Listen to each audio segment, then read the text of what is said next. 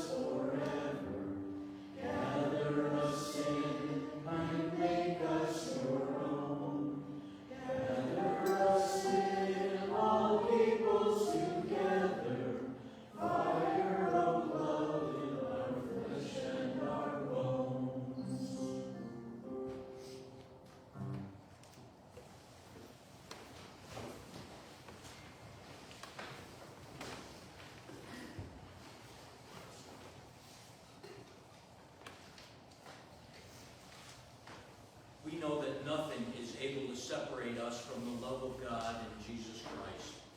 Let us in freedom confess the wrong we have done. Would you please join in the unison prayer of confession? Sustainer of the weary, we know how we sang for joy. We grumble and complain about our daily lot in life. We read the newspapers, watch the broadcast news, and moan about the evil which flourishes in the world. And we wonder, where are you, O God? We turn our backs on the needs of the poor, or give only a cursory acknowledgement of their plight. We throw our hands up in the air and act as though we are defeated. And we cry, why isn't God taking care of all this? Forgive us, patient Lord. Forgive our arrogance, our ignorance, our pettiness.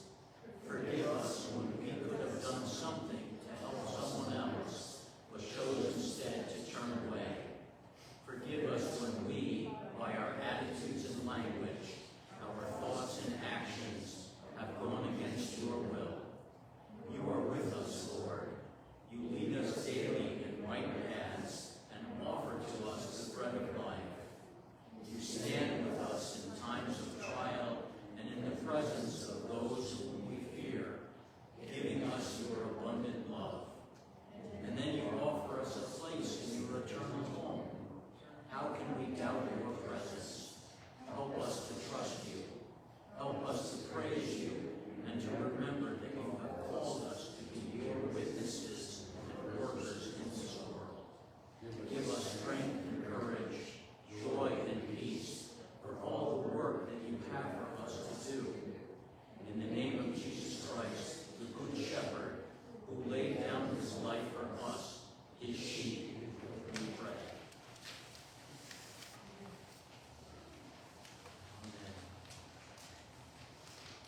Amen. In the midst of all that you fear, God is with you. God will not abandon you. Jesus Christ, the Good Shepherd, laid down his life for you and offers you hope and peace. Amen. Oh, look and wonder how good it is. Look at how good it is for us to be here all together. It is the promise of the Lord to eternally bless us and bring us peace. Lord, we come to the presence of our friends to ask your blessing and peace upon us all. Please, Lord, grant us joy that blesses others, peace that calms our souls, and love that never ends. May the peace of the Lord be with you all. And also with you.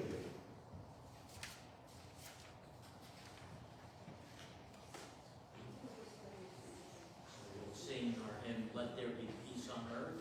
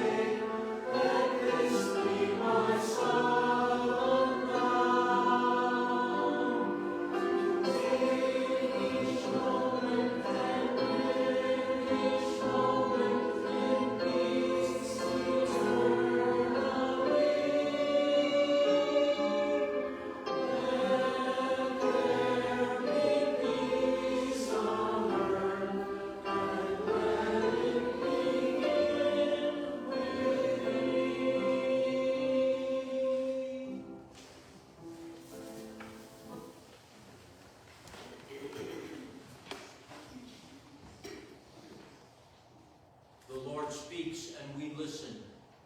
Would you please join in the unison prayer for illumination? God of story and song, through the scriptures you have taught us of your love and lifted our hearts in praise. Send us your Holy Spirit as we listen to the witness of your people, so that we may claim the story of your redeeming love again and praise you with our lives through Christ, our Lord and God. Amen.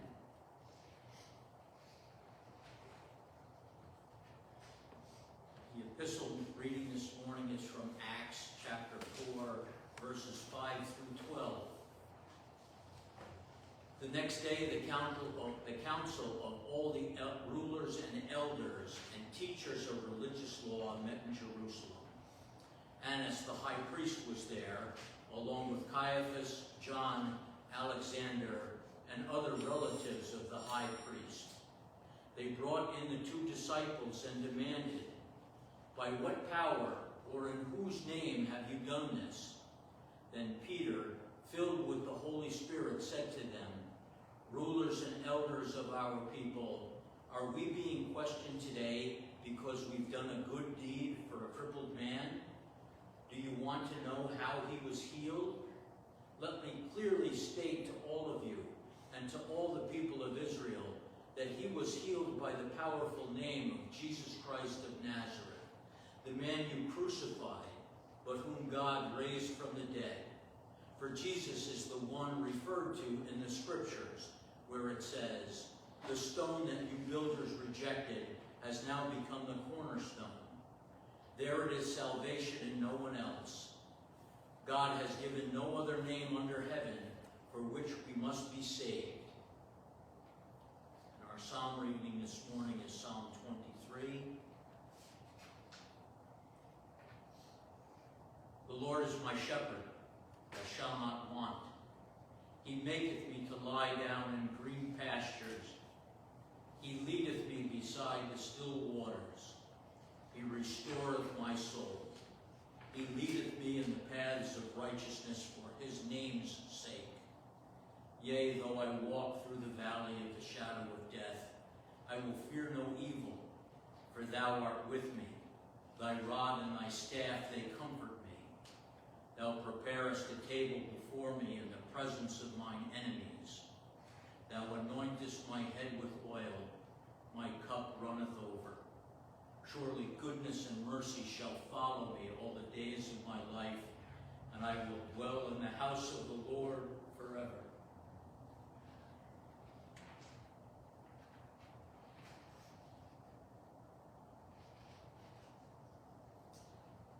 And our New Testament reading is from 1 John chapter 3, verses 16 through 24.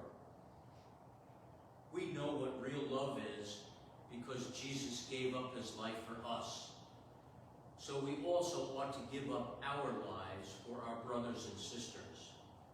If someone has enough money to live well and sees a brother or sister in need but shows no compassion, how can God's love be in that person?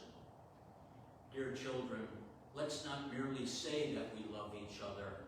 Let us show the truth by our actions. Our actions will show that we belong to the truth, so we will be confident when we stand before God. Even if we feel guilty, God is greater than our feelings, and he knows everything. Dear friends, if we don't feel guilty, we can come to God with bold confidence, and we will receive from him whatever we ask because we obey him and do the things that please him. And this is his commandment. We must believe in the name of his Son, Jesus Christ, and love one another, just as he commanded us. Those who obey God's commandments remain in fellowship with him, and he with them. And we know he lives in us because the Spirit he gave us lives in us. And our gospel reading this morning is from John chapter 10, verses 11 through 18. I am the good shepherd. The good shepherd sacrifices his life for the sheep. A hired hand will run when he sees a wolf coming. He will abandon the sheep because they don't belong to him, and he isn't their shepherd. And so the wolf attacks them and scatters the flock. The hired hand runs away because he's working only for the money and doesn't really care about the sheep. I am the good shepherd. I know my own sheep, and they know me, just as my Father knows me, and I know the Father. So I sacrifice my life for the sheep. I have other sheep too that are not in the sheepfold. I must bring them also. They will listen to my voice, and there will be one flock with one shepherd. The Father loves me because I sacrifice my life so I may take it back again. No one can take my life from me. I sacrifice it voluntarily. For I have the authority to lay it down when I want to, and also to take it up again. For this is what my Father has commanded.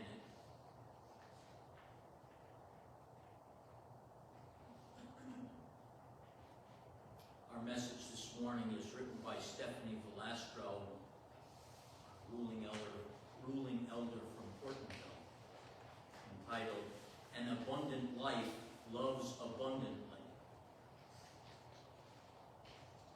Our readings today include the 23rd Psalm.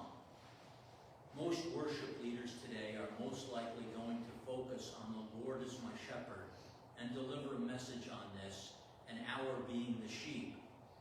A message we have all heard in many versions over the years. I chose instead to focus on the gospel reading from John.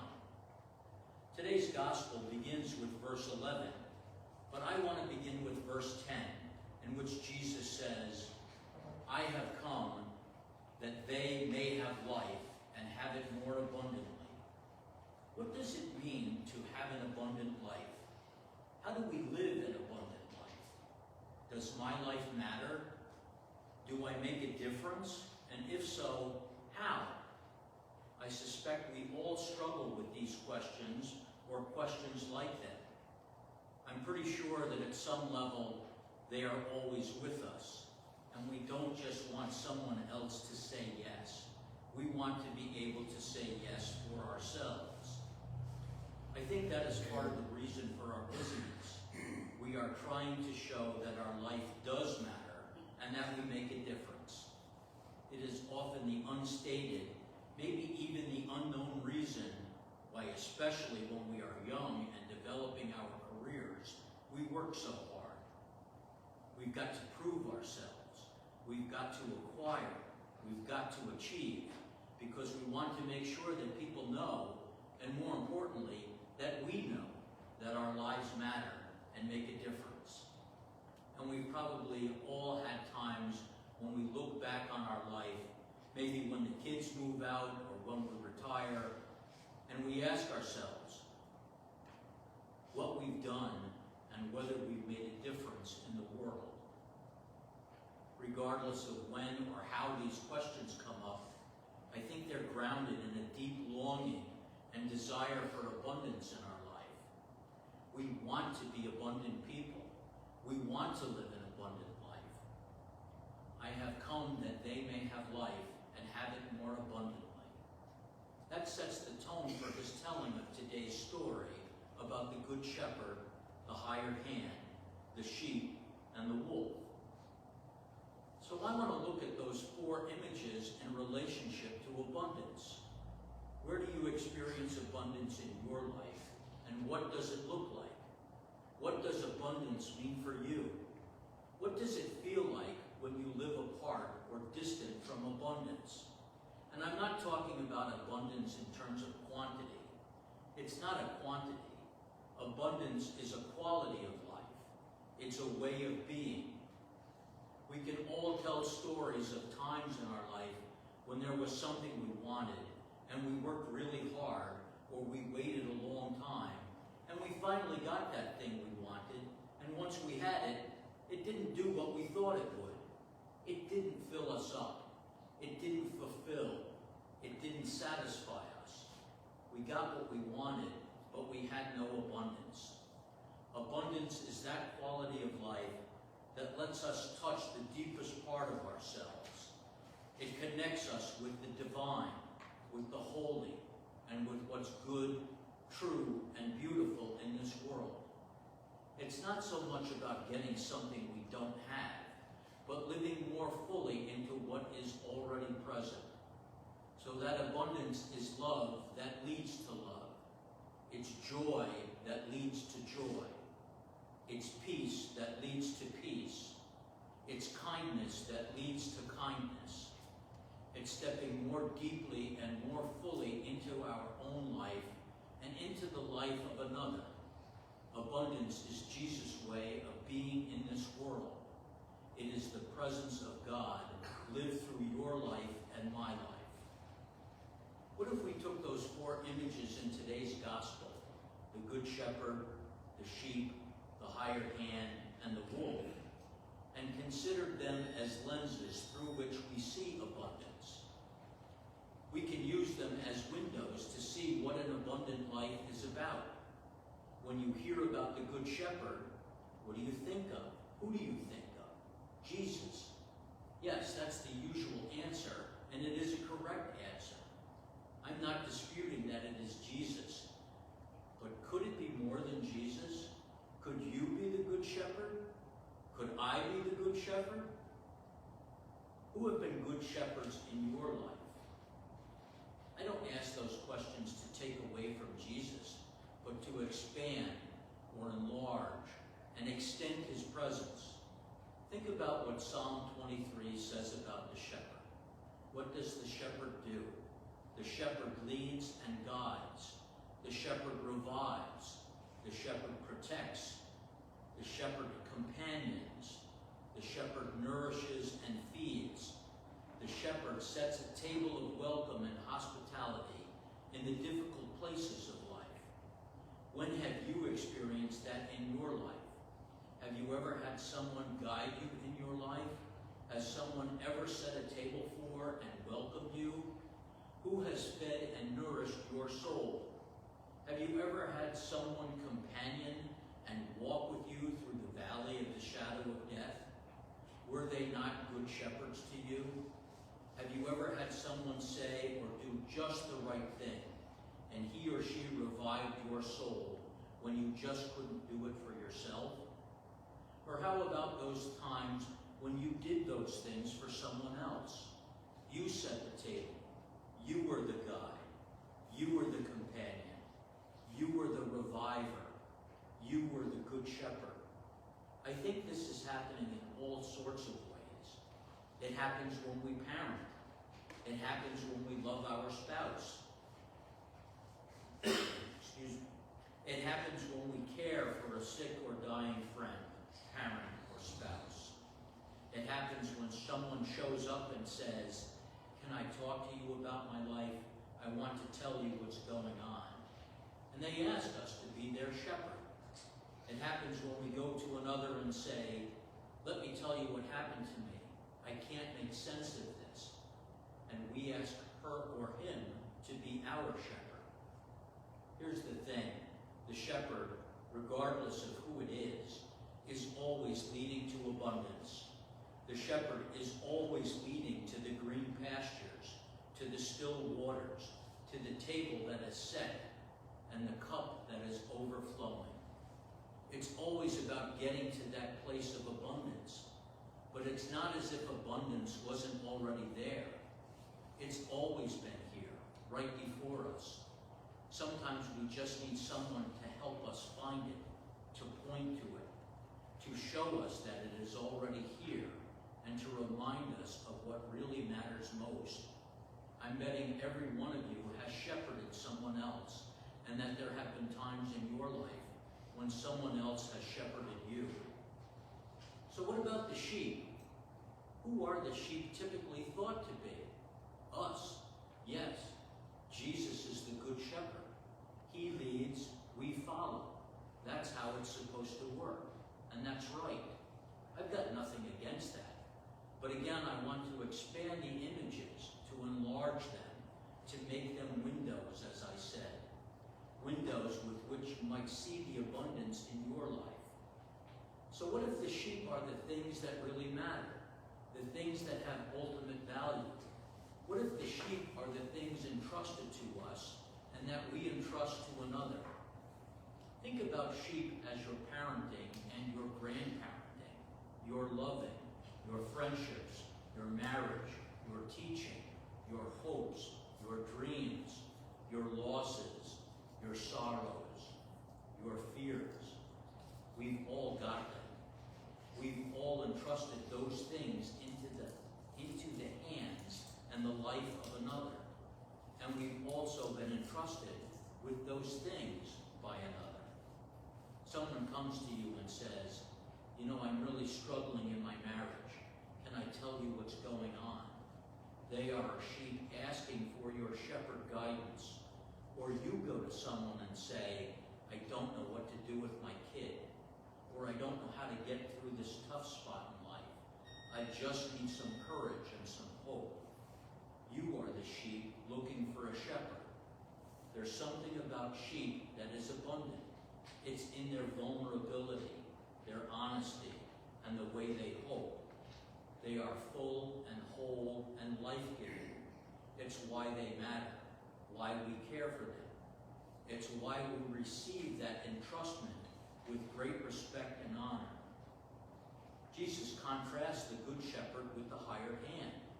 The hired hand, he says, does not own the sheep and does not care for the sheep.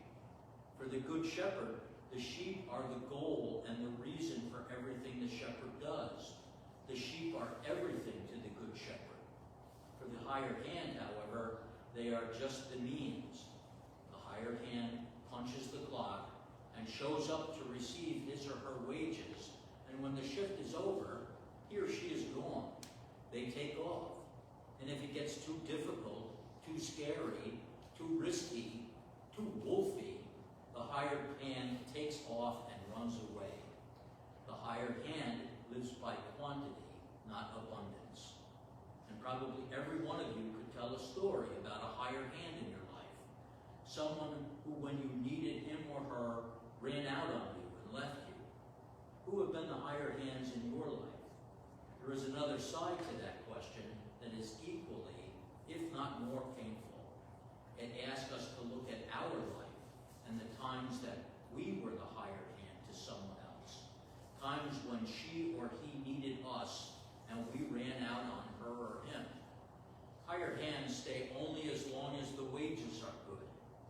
The hired hand either refuses to see or can't see the abundance that's already there. She or he trades abundance for wages. In what ways have you experienced the hired hand in your life? Where there is a hired hand, there is probably also a wolf. Wolves, Jesus says, snatch and scatter. Wolves devour life. They destroy abundance. They carry it off. Wolves come in all sorts of shapes and sizes in our world today. Sometimes it's the wolf of busyness, the wolf of achievement, the wolf of needing approval, or the wolf of having to be right and in control. And sometimes it is the wolf of fear, or the wolf of anger and resentment. Or maybe it's the wolf of failure, the wolf of despair, the wolf of brokenness. What wolves are you dealing with in your life today? How have they snatched and scattered your abundance or the abundance of another? In some way, Jesus is taking these four images and using them to paint a picture of abundance in our life. If we let them, if we look through these images and not just at them, these images all point to the abundant life Jesus is bringing and offering us. It's pretty easy to see the Good Shepherd and the sheep as images of abundance. They point to what is. But what about the hired hand and the wolf? That's more difficult, and yet they also point to abundance, but in a different way. They point to what is not there. They remind us of what's been lost and carried away, abandoned. It's not as if the abundance was never there or can never be regained again. It's just gotten lost scattered, or forgotten. So what do you see when you look through these windows on your life? Where's the abundance? What matters about you and your life?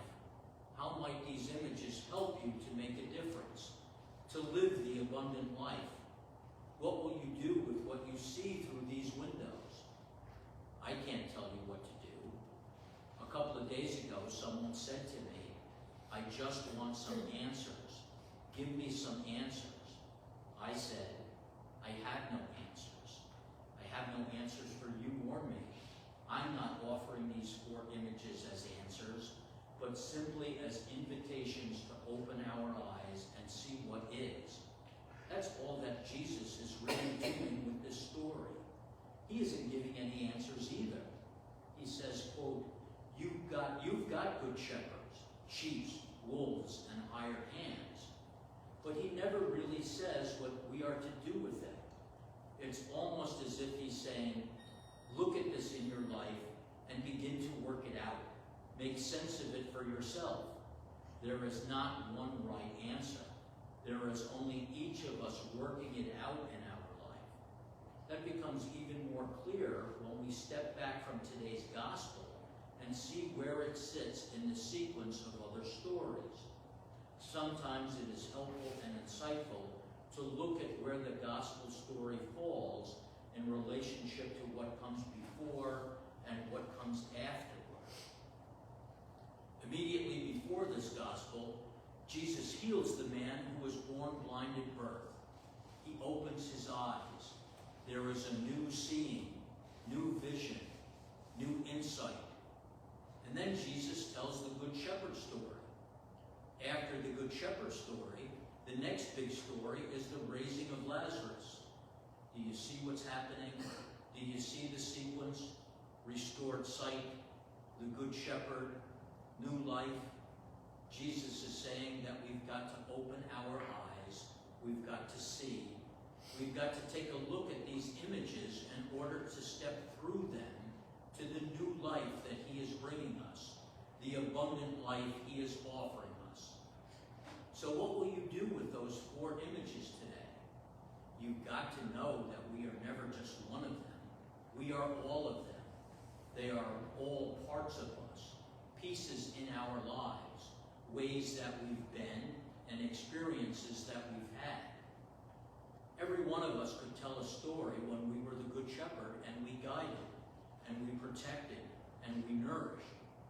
And we could also tell a story of how 10 minutes later, we were the hired hand and we ran out. We could talk about the sheep that matter and are so valuable, and we could tell stories about the wolves that devour, snatch, and scatter. It would be easy to divide this gospel into good characters and bad characters. Let's not do that. Let's just hear this story as information about our lives without making a judgment or a conclusion, but simply as an opening to the abundant life. I have come, Jesus says, that they may have life and have it more abundantly. It's his starting point and it's his goal. Abundant life is Jesus' promise to each of us. In today's passage, the author writes, and this is God's commandment, that we should believe in the name of his Son, Jesus Christ, and love one another, just as Christ has commanded us. Jesus not only reveals himself, but he also commands those who believe in him to love one another. This theme helps to shape the identity of this relatively small church as they feel battered by the hostile world around it. This is a community that should do 2 things very well. True members of this community should believe in Jesus Christ as God's own Son, the full revelation of God's own self. And true members of this community should love one another. Concretely, such love means charity. How does God's love abide in anyone who has the world's goods and sees a brother or sister in need and refuses to help? Even in the midst of great economic difficulty, most Americans have more of the world's goods than most of the world can imagine. At its most painful end, Christian love requires giving up our lives in ways less sacrificial, but still surprisingly painful. Christian love requires giving up some of the goods we think we need when we come up against someone who is truly needy. In practicality, such love means living out what we say. These sayings abide because there is truth in them. Practice what you preach. Walk the walk. Don't just talk the talk. There are many ways we can show our love for others, of course. When we do so, we give evidence of our love for God. As Christians, we should aim to love one another, even if it sometimes requires sacrifice on our part. When we give of ourselves to other people, it lives out the love of God. How do we show that we love God? It's important to love the Lord, but how do we demonstrate that to other people? Of course, we can do things like going to church and reading the Bible. We can pray and tell others about God. But the Bible tells us of another and very important way that we can show how much we love God. We can show we love Him by loving other people. When we demonstrate care for those God loves and created, we show love for Him too. So how do we show love for other people? If we just say, I love you, does that do the trick? There's nothing wrong with telling people of our love, but there's a lot more to it than that. We need to live it out. You probably heard the phrase, actions speak louder than words. We want to do more than just tell people how we feel. We should show them as well. There are a lot of methods that we can use to demonstrate love in action. Maybe you give someone gifts or flowers to say I love you, or special treats, or perhaps you do special things for someone else. A lot of people say that love is spelled T-I-M-E. Spending time with people shows that we care about them. Just being with someone else can be a sign of love. When we do things for and with other people, it allows them to understand not only how we love them, but how God loves them. In the book of 1 John, we are told that we should love not just with words, but with actions and in truth. The passage also explains that we exhibit the love of God in us and His Spirit in us when we keep His commandments. We keep His commandments when we love one another. We know that Jesus loves us because He was willing to die for us. He laid down His life for us. We ought to lay down our lives as well. Now, hopefully, we don't have to actually die for someone else, but we can still live sacrificially. This means putting the needs and desires of other people ahead of our own. Perhaps we have choices in life between doing things that are comfortable for us and doing things that help and serve others. Laying down our lives means choosing the things that will benefit other people. Loving others isn't always easy. We might not always feel the happy, sappy emotions that we can think come with love. But we can remember how God loved us first. He is the best example of love. Out of gratitude for that and recognition for all that He does in our lives, how can we not love Him and love those He places in our lives? We show others His love by passing it on. So let's try to do that. Find ways that you can show care for other people. Live in a way that reflects the love of God and bless others through it. By this we know love, because He laid down His life for us. We use the word love in different ways. When a young man says, I love you, we can't be certain by what he means apart from his actions. He might mean, I am truly devoted to you and can't imagine life without you. But he might simply mean, I want your body. We also use the word love in odd ways, such as, I love your dress. The Greeks had 4 words for love that distinguished among the various affections that we call love in the English language. love that is devoted to the welfare of the beloved. Eros is romantic love or sexual passion. Philos is the friendship or brotherly love, as in Philadelphia, the city of brotherly love. Storge also has to do with love between family members and can also be used in other ways. The two words for love used in the New Testament are philos and agape. In some cases, the love that one person has for another is a blend of two or more kinds of love. The love that a young man has for a woman almost certainly involves eros, but hopefully it will involve philos and agape as well. The character of love can change over time. A professor in his 50s told the class that he loved his wife more than when they were first married. He also said that the character of their love had changed over the years. While he didn't explain further, I took that to mean that eros had dominated their love in the beginning, and agape had become more important over the years. The word for love used in this verse is agape, the kind of love that is concerned for the welfare of the beloved. John says that we can know the meaning of agape love by seeing it acted out in the person of Jesus Christ, in particular in his death on the cross on our behalf. This is my commandment, that you love one another, even as I have loved you. Greater love has no one than this, that someone lay down his life for his friends. Both Jesus and John say that Christians need to have that kind of love for one another. We must be careful not to misunderstand this call to sacrificial love. It is not a call to purposeless sacrifice.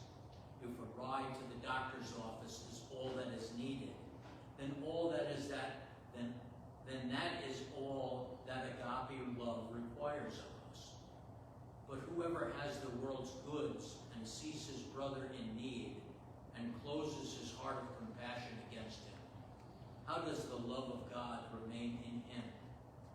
This verse gives us additional insight into the meaning of verse 16. John equates love with giving material help to a brother or sister in need. How can we claim to love our brother or sister with agape love while having no compassion for their obvious need for food, clothing, shelter, medical care, etc.? That, of course, would apply only if we had the means to help, but most of us have some means. My little children, let's not love in word only, neither with the tongue only, but in deed and truth. James says as much in his treatise on faith and works. If a brother or sister is naked and in lack of daily food, and one of you tells them, go in peace, be filled, be warmed and filled, and yet you did not give them the things the body needs, what good is it? Even so, faith, if it has no works, is dead in itself. While James is talking about faith rather than agape love, the principle holds. Both faith and love require action to help those in need. A new commandment I give to you, that you love one another, just like I have loved you, that you also love one another. By this everyone will be known that you are my disciples, if you have love for one another. Loving one another depends on believing in Jesus' name, because we must rely on him to make it possible to love one another. We might think it would be easy to love our Christian brothers and sisters until we have to work with them and live in close proximity. Anyone who has served on a church board, vestry, session, etc., understands the need for divine strengthening if we are to love one another. Believing in Jesus leads to loving one another, because Jesus has identified the greatest commandments as love God and love your neighbor. Why don't we say a prayer and thank God for his love now? Dear God, thank you for giving us Jesus, Help us to pass on your love to others and be willing to serve them. Thank you for your love. We love you, God. In Jesus' name, amen.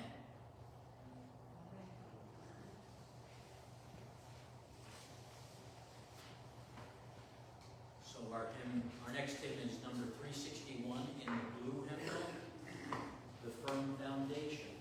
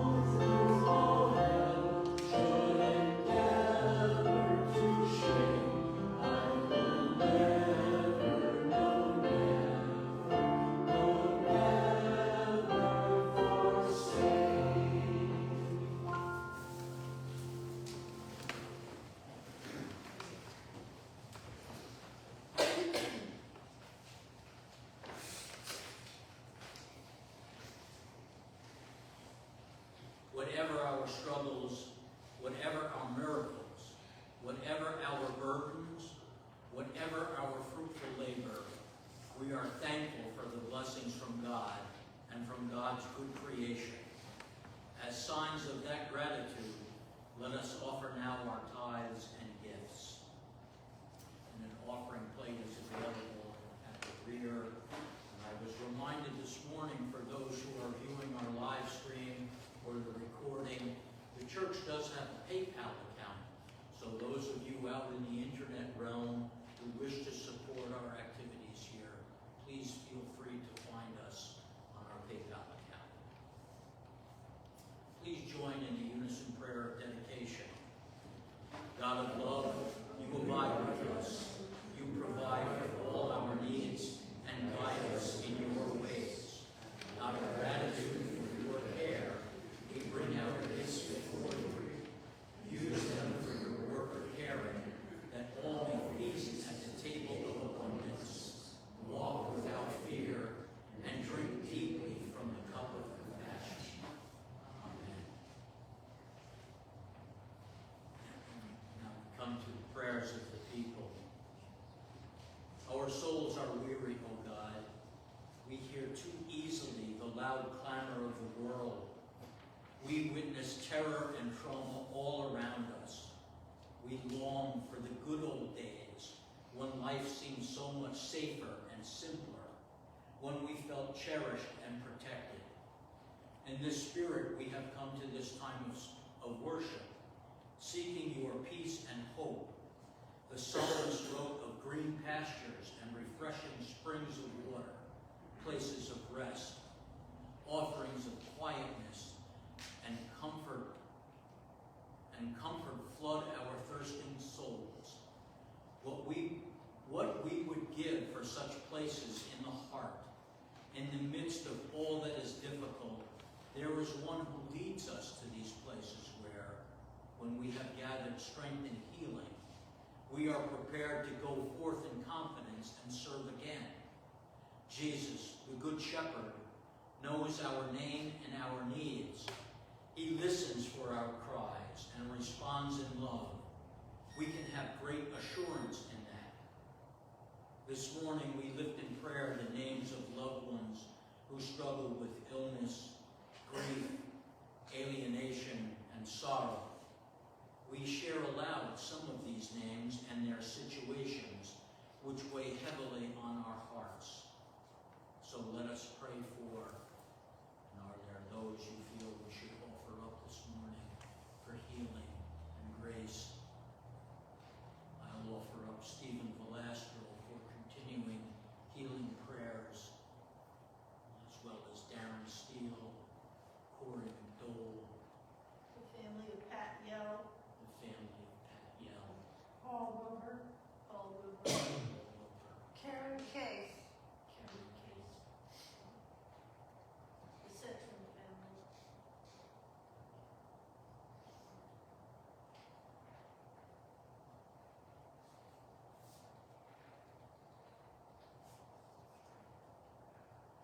We also share those things which make our hearts and spirits dance with joy. Lord, in your spirit of joy, hear our praises. We give thanks for all these blessings you have bestowed upon us. Let us pray thanks for Birthdays, birthdays, Jason's, April's, The birth of Easton Jacob Goodspeed. yes, Ah. new baby. wonderful, wonderful. Well, not under the best of circumstances, I'm thankful that many of us had the opportunity to visit our Uncle Luke Steele and his wife Jen, who are going through a difficult time. It was just a joy to see and speak with each of them.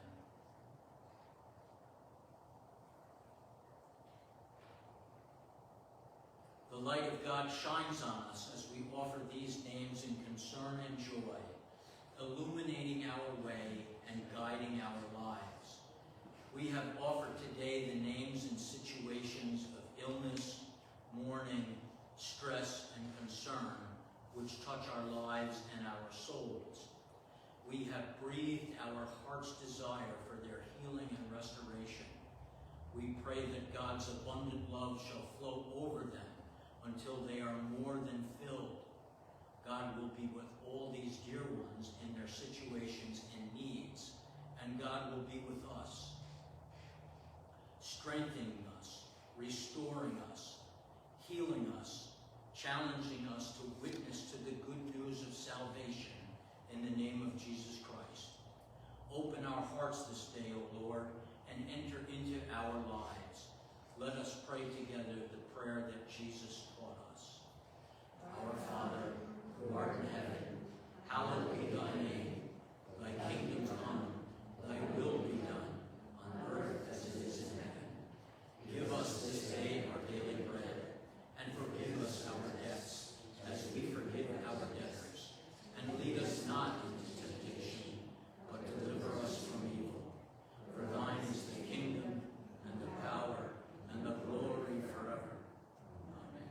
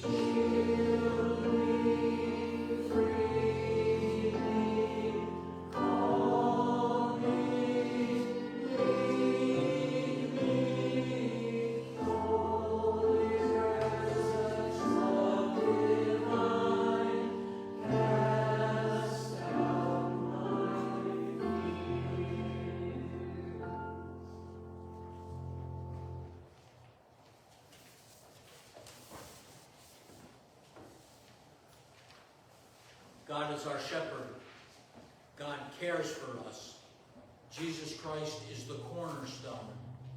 He is the foundation of our lives. The Spirit abides in us, and we abide in the Spirit.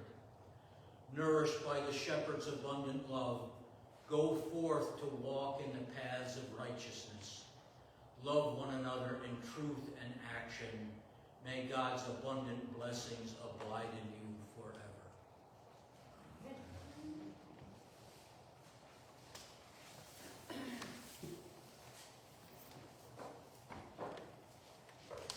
Thank you, Ruth. Thank you, Lou.